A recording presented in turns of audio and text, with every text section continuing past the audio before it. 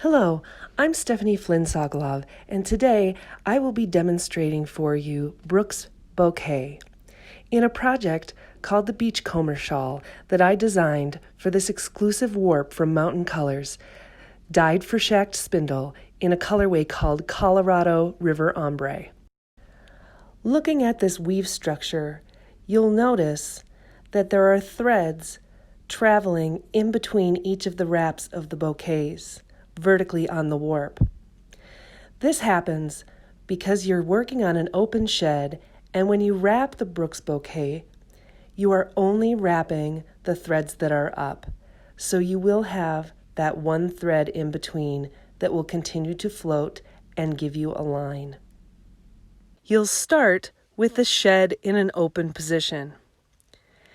Insert your shuttle underneath the first 4 threads, bringing it up on top of the warp. You're going to bring it over the top of the first 4 you already worked, underneath the next 4. We're going to continue in this pattern, going under the 4 that you worked, and under the next 4 with your shuttle. I like to pull the yarn back a little bit of the weft to see the next 4 clearly of the warp that I'm going to work. These loops are going to create little bouquets. You'll work this pattern all the way across your warp.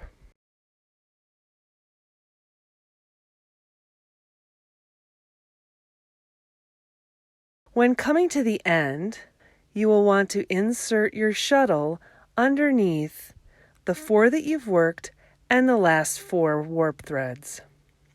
Bring it to the top, and the last one will only contain the last 4 warps.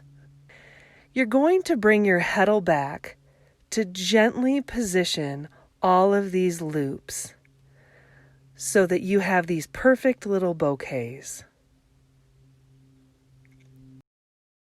Open the shed in the other position, in this case down, and continue with 1 pick back. You will use your heddle to adjust this pick so that each of the little loops are perfectly in the middle from the last end of the bouquet that you just completed. Now you're ready to make the next 4 picks that will complete the body of the next bouquet.